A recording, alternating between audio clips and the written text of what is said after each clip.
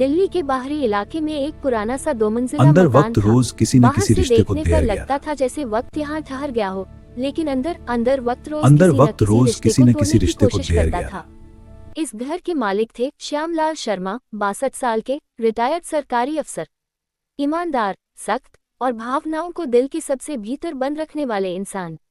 उनकी पत्नी सरला देवी, घर की धुरी 3 बच्चे, 2 लड़के अजय, रोहन में और एक लड़की नीलम, सबको जोड़कर रखने वाली, लेकिन अब थकी हुई। घर में ऊपर वाला कमरा आज भी बंद रहता था, वही कमरा जहां मां शांति देवी, श्यामलाल की मां, ने आखिरी सांस ली थी।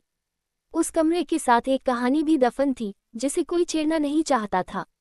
नीलम इस बार कुछ ज्यादा दिन के लिए आई थी। उसकी आंखों की चमक बुझी हुई थी। मां ने एक ही नजर में समझ लिया, कुछ तो गड़बड़ है। रात के खाने पर सब इकट्ठा थे। रोटियां परोसी जा रही थीं, लेकिन बातों में स्वाद नहीं था। अजय मोबाइल में घुसा हुआ, रोहन चुपचाप थाली घुमा रहा था। अचानक नीलम बोली, पापा, मुझे कुछ दिन यहीं रहना है।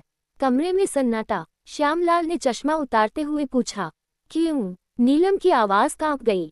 ससुराल में अब नहीं निभ रहा। सरला की आंखें भर आईं। अजय ने सिर उठाकर देखा। मतलब? नीलम फूट पड़ी। मतलब ये कि शादी सिर्फ औरत निभाती है क्या? उस रात श्यामलाल सो नहीं पाए।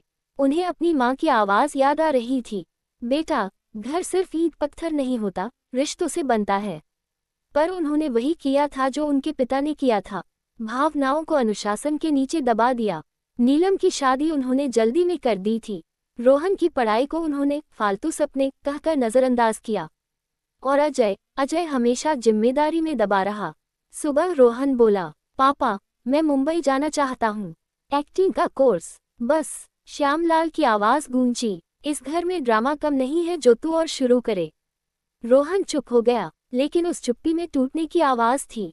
उसी दिन सरला देवी ने पहली बार वह राज खोला जो सालों से सीने में दबा था। रात को उन्होंने श्यामलाल से कहा, आपकी माँ शांति जी, वो रोहन से बहुत जुड़ी थी। तो? श्यामलाल ने बेरुखी से कहा। सरला बोली, मरने से पहले उन्होंने कहा था कि रोहन आपका नहीं है। श्यामलाल का चेहरा सफेद पड़ गया। क्या बकवास है? सरला रो पड़ी। आपकी माँ चाहती थी कि आप रोहन को अपनाएं, लेकिन आपने कभी सुना ही नहीं। उस रात ऊपर का बंद कमरा खुला। पुरानी तस्वीरें, चिट्ठियां और एक डायरी। डायरी में लिखा था, गलतियां खून से नहीं, स्वीकार से सुधरती हैं। अगले दिन घर में तूफान आ गया। श्यामलाल ने सबको बुलाया। रोहन, तुम मेरे बेटे हो या नहीं, इससे फर्क नहीं पड़ता, लेकिन तुम मेरे घर में नियमों के खिलाफ नहीं चलोगे।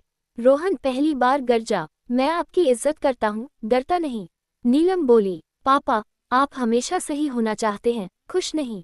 अजय भी फूट पड़ा, मैंने अपनी जिंदगी आपकी जिम्मेदारियों में गंवा दी। सरला चुपचाप सब सुनती रही। आज पहली बार घर सच बोल रहा था। नीलम ने तलाक का फैसला कर लिया। रोहन मुंबई चला गया। अजय ने जॉब बदल ली, दूसरे शहर। घर सूना हो गया। सरला देवी बीमार पड़ गईं। श्यामलाल अस्पताल के बाहर बैठे थे, हाथ कांप रहे थे। उन्हें समझ आया, अनुशासन से घर चलता है, लेकिन प्यार से घर बचता है।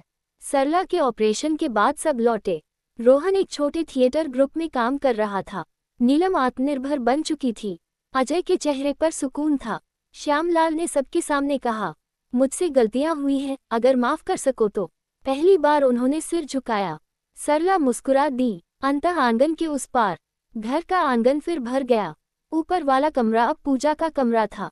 नीलम हंस रही थी। रोहन रिहर्सल की बातें कर रहा था।